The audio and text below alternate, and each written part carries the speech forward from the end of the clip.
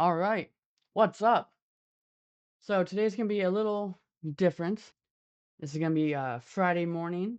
You'll be seeing this, and guess what? Couple of days later, Monday, November 10th, one day before this guy's birthday, we're going to have the early access Into the Grid. Into the Grid is a game I've been playing since there was a playtest. They did a playtest a long time ago, and it was a linked series of just battles. It was only combat. It's like 3 battles. I think you got to pick new cards in between even. There's no, like, no map, no upgrading cards, no removing cards, nothing. It was pretty straightforward. The enemies were also way less complex than they, can be now in the game. And, I really liked it. I thought it was super fun, super interesting. And a little rough, but definitely a lot of, a lot of promise there. Then at some point last year, I think it might be a little bit more than a year, I think. I feel like it was like, I don't know, like last August or something? July, August maybe? I don't have any actual idea. I'm just saying shit. They did a demo that was a full game. You could go through and you can play it to completion. Then they released some updates later that completely changed it. So I've got the roadmap for the early access version up on the screen, and we're gonna look at this real quick. Then I'm gonna hop back to some recordings I have of the first demo version, and we're gonna look at the current demo version, and I'm just gonna talk about it from the gut, off of the top of the noggin there, and then I'm gonna look at the new stuff because I haven't really been paying attention to it. Um, I played a bunch of the demo, and then I sort of stopped playing it because there wasn't a lot of updates. Um, so I was like, okay, well, I because it's super easy to just play while doing something else. I would play it like every so often, but not super frequently. And I was just waiting for early access. And so there's a bunch of like images, concept art, a lot of stuff that I haven't seen. There's like an early access trailer. There's a bunch of stuff I haven't seen. So early access is Monday. No idea on pricing or anything, but I am unbearably excited. So what to expect during early access? Our commitment is to be in constant contact with our community, bringing new content regularly in the form of smaller updates and big systems in major updates throughout the early access phase. Now I have been on the Steam forums a little. I posted a couple times. And I read a lot of player feedback, and I saw a lot of the developers responding. And so I've got some nebulous concepts of things that they've mentioned that they envision the game to have. So I'm really excited to see what the initial early access version is going to be and how many of those things that I've seen them talk about are present there. So, regular updates, new enemies, new drivers, new nodes, new items, new environmental themes. That's interesting. Pretty interesting. I don't know how different they're going to be, but I like what that sounds like. Balance and mechanical adjustments, bug fixes. All right, those are going to be smaller, regular updates. Major updates. Progression system. So one thing we don't have now in any form is any sort of overarching meta progression. No way to improve your chances of completing a run. Building on your failures in that sense. So that'll be interesting. I don't know if we need it. I mean, we might with all the changes that they're doing, right? But I'm just, and I don't mean that in like a weird way. I just mean like I'm not sure what this would look like in this type of game, you know. Another game I really like that started early access recently is Dead Zone Rogue. It's a first-person shooter. With roguelike elements, like you get randomized upgrades and perks and stuff. And I've been playing that a lot recently. And the like overarching upgrades are just like a little boring. A little boring. Oh, cool. I can increase my primary weapon damage. All right. I can increase my like pickup radius. My grenade cooldown's a little bit better next run. You know, it's tough to do that type of thing well. So, I mean, I've got faith in Into the Grid, Flatline Studios, you know, but they've already got a big job on their plate, right? I feel like this is a game that's more ambitious than a lot of them. Major updates: regression system, grit and feral mechanic rework. So grit and feral were buffs you could get. They would give you small upgrades to your shield generation and attack damage. Pretty simple in a lot of respects. There is something missing from there. And personally, I would say um, you can't really dip into one of them. You have to go whole hog. You have to go whole hog into one or the other, or maybe both if you can figure that out. Otherwise, it's just like not too much benefit. I don't know what the rework would entail, but I like that it's inside into here. 2 more characters, each with their own mechanics, cards, drivers, commands, and archetypes. Event system, which I was super excited. They had like they've had like versions of a roadmap before, and event system was on like the earliest stuff I can remember, and I just love that type of stuff in games. So I'm really excited for whatever that might be. Mission system, I don't know what that is, unless it's like handcrafted runs with like a concrete story to them. I don't know, or maybe it's like mini side quests inside of runs. I don't know, no idea. Lore and narrative, lore and narrative. So let's go ahead. Let me hop over to my Steam Deck. So I recorded a lot of runs, both screen recording on OBS. I did some streaming where I played some Into the Grid, stuff like that. I also just recorded with the native Steam thing some runs because that was new at the time. So I did it. Um, Something to keep in mind. I hope that and maybe they have, but I hope the games implement the Steam recording events features where it'll put like bookmarks and notes and stuff in your recordings. That sounded so cool when it was announced. That's separate from Into the Grid. I don't know who's doing what or who's not doing what. Let me move you over here because now I'm looking at my Steam Deck. Maybe I'll cut this out. Why not? But also, I can't be bothered. Listen, I'm on death's door, so I don't have a lot of time to deal with this stuff. Alright, so I play Into the Grid on my Steam Deck. I play it in desktop mode, just with mouse and keyboard setup here.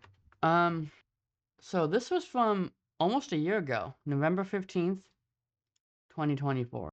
So initially, this was how the game looked.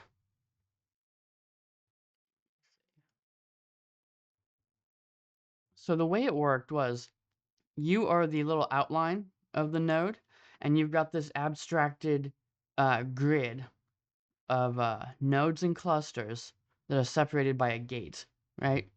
And each gate has a number of different like possible ways you can open it. You can always use an ice pick to open up a gate. I hope I'm not mixing stuff up or saying the wrong names or something. There are ice picks. They could open gates, they could get rid of enemies, or they could break watchers. The watcher's this guy on the right. Each cluster, and a cluster is a group of nodes separated by gates. You can see there's connected clusters or the different color right here, or right here. And each cluster has a watcher, and the watcher will have rules. So this beginning cluster, no watcher. If we go a little bit further in, let's see what we got. Oh, battle. Spoiler. Okay, so we've opened up another cluster. Actually, it looks like we just peeked into it. There are tools you can get. Is that what we did? They will let you peek into the connected cluster. So So this gate here, you can pay. Oh, it's a hash key to open it. And each node had multiple options for you to do. So we got grit and feral option here. We also have a vim option. So there's a bunch of different types of nodes. I won't go through all of them, but like for this one, all of them have the same extract option, which will give you 50 shards, which is like money. And there's a library node that you can exploit that increases the amount of shards you get from extraction throughout all nodes. So you can forego getting shards from them initially so that you overall will get more later throughout other nodes. And then if you exploit, sometimes you'll get a benefit for that cluster. In this one, you're going to start with 4 grit, which gives you better defenses.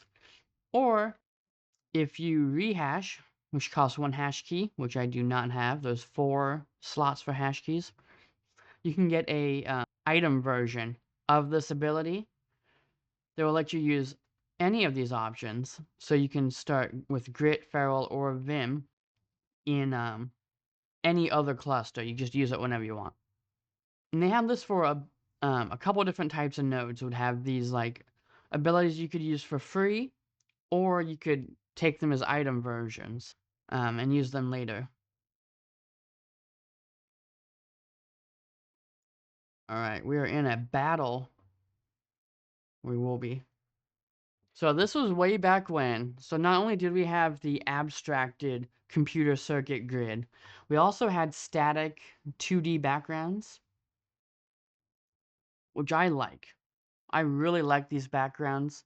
There's like kind of a disconnect with the little bit flashier, non-stylized 3D models. So changing it kind of had to happen. But I hope these backgrounds get made available somewhere because I'd put them on my desktop or my my NVIDIA Shield rotates through Destiny stuff right now.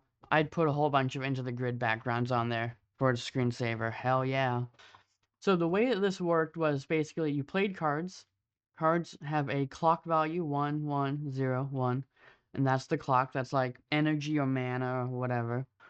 And each card had a little effect it does. Gain 20 buffer, deal damage, as well as these little pips down here. And each one of these is Vim. So when you play this card, the Cyber Shell, you gain 20 buffer, which is like a shield, costs you 1 clock, and you're going to gain 1 Vim. This is the Vim. Currently I have 19. And the Vim is spent on these right here. And these are 3 commands that have different effects and stuff. And you can actually pick what you want here. I think how it's going to work in the early access is each character will have some sort of difference between the amount of commands they have available, or the not amount, but the specific commands. There's likely gut feeling going to be some that all have access to, and then individual characters might have specialized ones, I guess. So 4 Vim, 7, 17 Vim. This was very interesting because there's a lot of ways that you can kind of like safeguard, and you can change these whenever you wanted. So it's not like you're stuck with them when you start a run. As your deck evolves and you figure out like how you need to play, you can supplement your strategy just with that here. So very cool. This is also way back when they only had one thing. So enemies get a bit more complex. We'll go through that in a little bit. You got the incoming subroutines. This is what the enemy is gonna do. So the enemy is gonna hit me for 40. So that's how you know I gotta prioritize defenses. We got a cool little command line terminal thing here. Spot for glitches, which are like enchantments, like things that you get that just have passive abilities. And then that is the buffer the enemy has. That's the current health and max health right here. They also have passives. I think they all had passives. That was kind of different for the type of enemy it was. And here after battle, we get to pick a new card. So Howl, 0. Only 5 damage though. Then you get 4 feral. I think it's 5% increase for each feral, so that's an extra 20% damage. And then beginning of your next turn, you lose 4 feral. You got another attack, Pack Hunt. This one's uncommon. 50 damage. Feral affects this card 3 times. And then this is a generator card.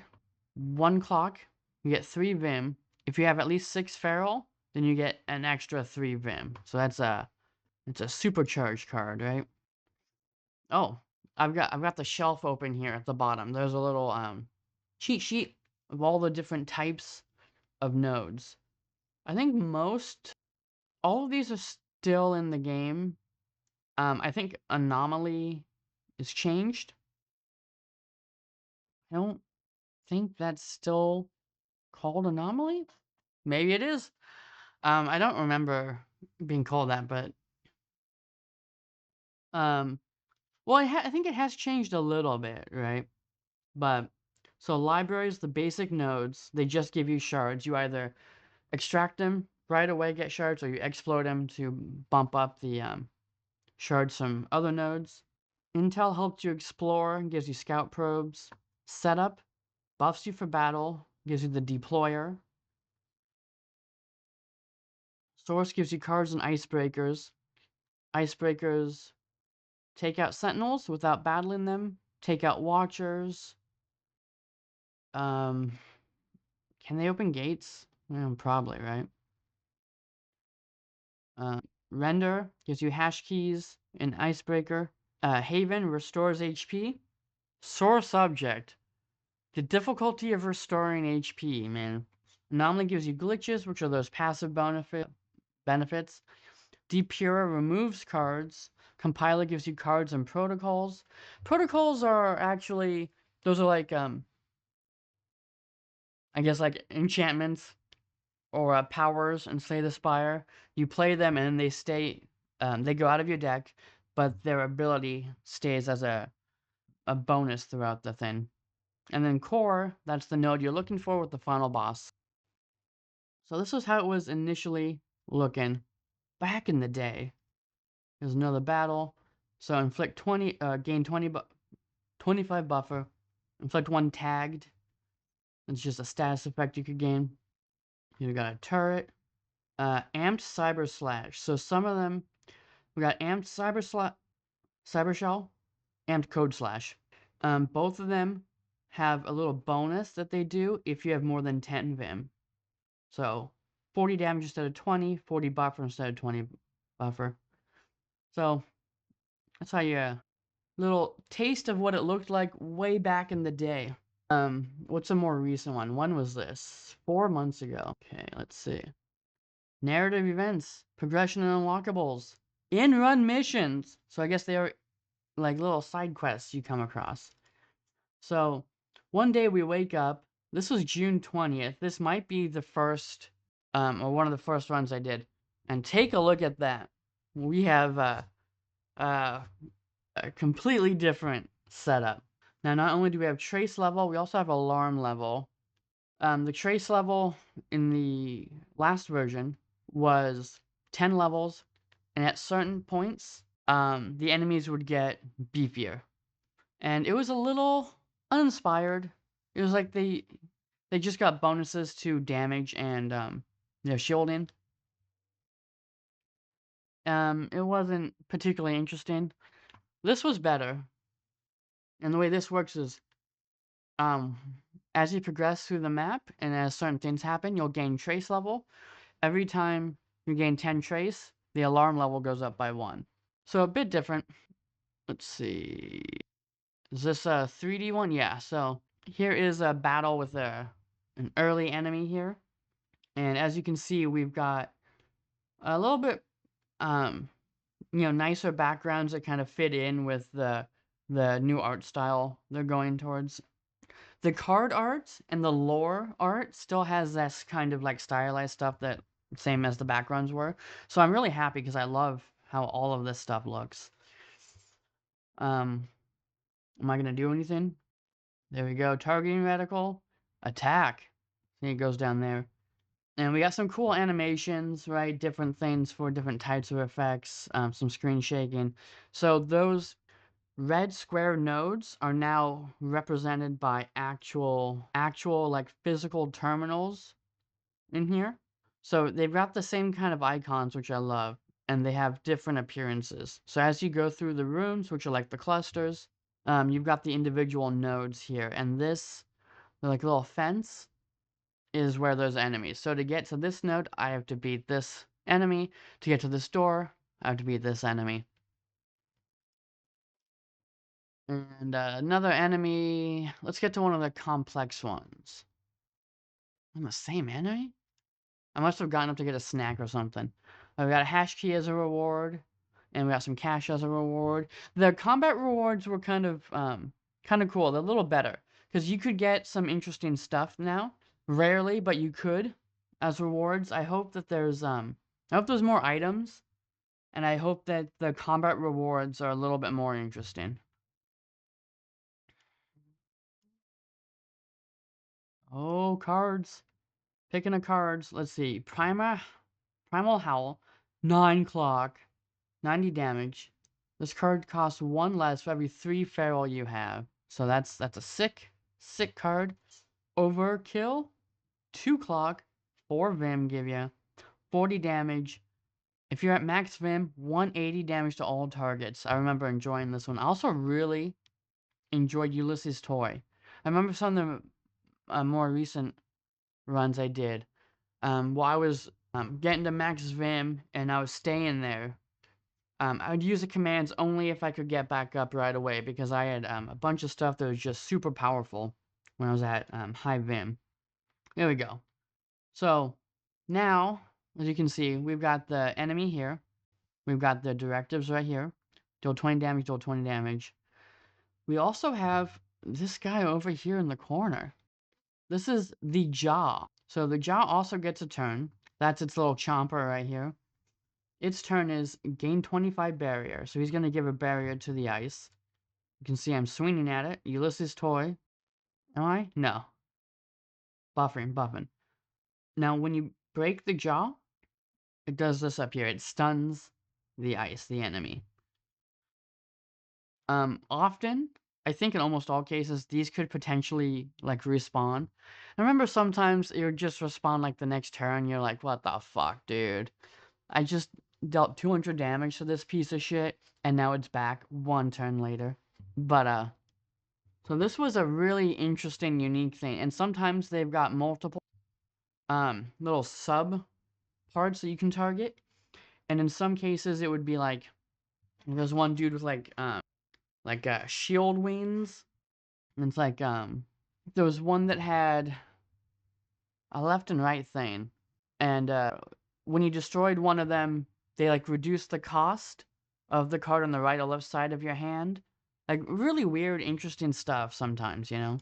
So you can see as you get going, there's quite a lot of stuff. And like I'm over here, right? Progressing this way. And I've left a bunch of nodes. So in this version of the game, there was always a lot of nodes that you couldn't really take advantage of at the time. And so as you got deeper in, you'd find yourself with like, you know, oh, I've actually got some money now. I left a shop back there. Let me go back to the shop, see what's what. Or it's like, oh, you know, I just added some more cards to my deck. Let me go back to that node from the beginning, remove a card, you know. Very, very cool. Just an incredibly fun game. Got the jaw again. Whoa. Okay, coming soon to early access. Already saw that. So let's take a look at some of these images. Actually, I think these are older images. I think there's... Oh, whoa. Maybe not. This looks so different.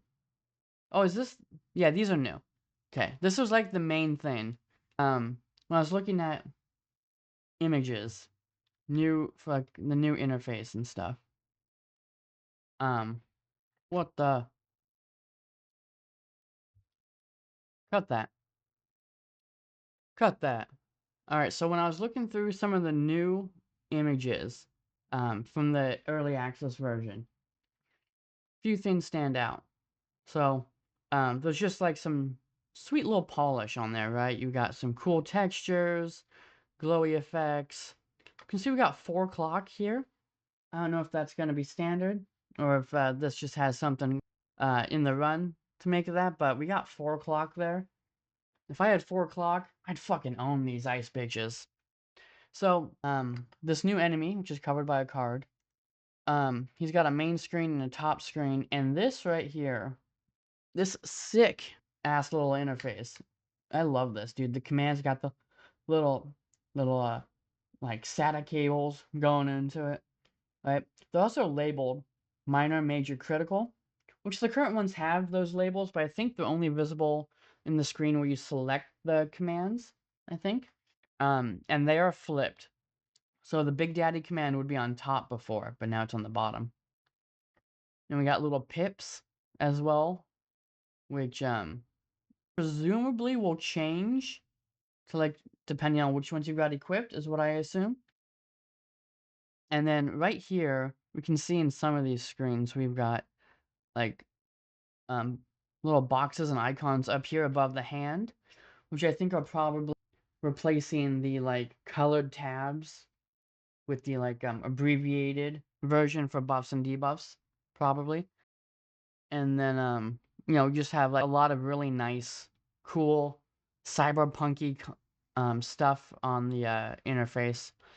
Oh, and now we can see that enemy. You can see it's a cute little, got some emoticons. Tactical navigation is key to survive. The grid is the infinite digital landscape where information lives, full of riches and dangers. It's a place where only the sharpest minds can thrive. Experience a layer of depth never seen before in the genre. Consider every move as if it were your last, because it might be. Fight or flee. Visit this area now or later. Cash in a reward immediately, or hold on to it for an even bigger payoff. The choice is yours, as well as the punishment and the profit. Open gate. Spending 1 hash key. We got tools, skills, shards, commands. We still got trace level and alarm levels. I'm really liking this. Skills, I believe, are going to be character dependent. There's going to be 2 characters. Ursa, who I think was already our character, or I think they, when you first started it, you had some lore pages about them, I believe. You could upgrade cards, which was pretty cool. I think generally it was pretty interesting. A little bit more interesting than a lot of other games that do upgrades, I think. Oh boy. Alright, wait. Before whatever's going on here. Jesus Christ. There are many consoles, but this one is mine. As a hacker, your console is an extension of your mind and body. Customize it to match your playstyle by unlocking hardware mods and perks. So I guess this might be the overarching progression. I don't know for sure though. But that's what it sounds like. We don't have a console thing now. At least in terms of something that is explicitly labeled a console. Unveil the stories behind the hackers. To the grid, Into the Grid includes 4 distinct characters, 2 available at EA, each with their own gameplay mechanics, art, and story arcs. Single-player campaigns available at full launch. So I guess these are actually like similar to what we have now. They're just not on a world map. Okay. Okay. Is this the same thing? Yeah, it looks like it's the same thing. Oh, Leia, Ursa, Zhao, Ruckback, Braille, Brill, Cypher's Stray Dogs. Yeah, Stray Dogs is the one we got lore about in this thing. Whew. So that's a brief look back at Into the Grid, coming to early access on Monday. I've been so excited. And the 11th is my birthday. And I'm out of work for a little bit. So, I'm going to very likely spend quite a lot of time with Into the Grid. Super excited. Go wishlist it. If Cyberpunk Roguelike Deck Building, Dungeon Crawling, Sci-Fi things, what you like, go give it a try. It is so much fun. I've got videos of me playing it. I got videos of me playing the super old version. as well, full runs up there. And I'll be playing this all day next week. Monday and Tuesday. I'm gonna be playing it all week. All week. Into the grid. Go have some fun. Hey, I am Cameron. I'm doing a little mini zine every month now.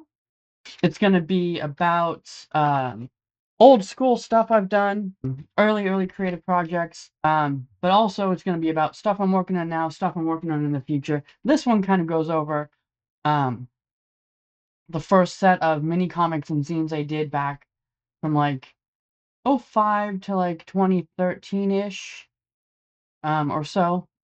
Kind of stops right before I did the anthology books. That'll be in the next one probably. Then I talk a little bit about some of the current stuff I'm doing with the videos. And I got more comics planned, but the video stuff has been what I've really been focused on the last few years. But comics and zines and stuff are still in my heart. They're there. And I do plan to revisit them many times going forward. One, hopefully in the first half of next year, will be a little comic of a bunch of stories I've written. So love comics. Grew up on them. Still love them to death. So I wanted to do a little zine to kind of get back to that and document my creative history, creative present, creative future. So if you go to the Patreon, there'll be a link down below, animalcracker.link/Patreon or animalcrackerart on Patreon. As a free member or paid member, you don't have to pay anything. You can be a free member, and you'll get the PDF each month. And if you want and you'll also get like extra videos and stuff like that that'll go on there, or extended versions of videos where I feel like something needs a little bit more breathing room, etc., etc. Um, and then if you want a print copy mailed to you every month, I'm using the service Stamp Fans. They'll send little zines, postcards, or letters out to subscribers. So creators set up a profile or whatever, people subscribe, and they mail out things each month. Now, they just added the zine option, and that's why I jumped on it. So they hadn't had zines for a while, but I knew of the service, and once they added this, I was like, all right, you know what, this is my wheelhouse. Let's do this. So I'm very excited. So this is a test copy of the first one printed at my work, and I'm gonna do one each month until the service goes out of business, because I'm not gonna manage sending stuff out monthly. I've done that in the past. Too much work for me. I'm already doing too much than more than I can handle in some cases. So check that out if you want. Patreon free member for the PDF version. Stamp Fans. Animalcracker.link/acmezine. ACME, Acmezine, for the print version mailed to you every month. They probably won't be available in a print form any other way, unless like maybe I do some compilation like years down the road or something. But yeah, so there's that. If you just want some more of me, check out all the other YouTube stuff I do. I got the main YouTube channel, Animal Cracker Art, where I do software stuff, creativity stuff, and we'll be doing a lot of cool little projects and documenting those along the way as I go through and create more things.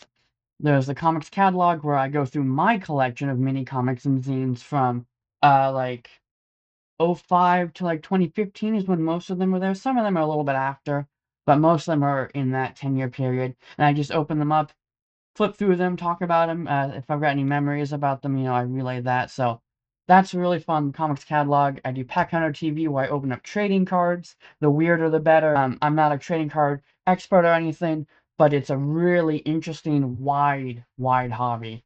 That's got a lot of really cool stuff. So I'm just exploring that. We've also got Animal Cracker Variety Hour, where I do poorly done sketch comedy, often TV-based fake commercials, infomercial segments, things like that. That's been kind of that's a little bit more effort that hasn't really been there lately over the last couple months, but I've got a lot of plans for that will get going.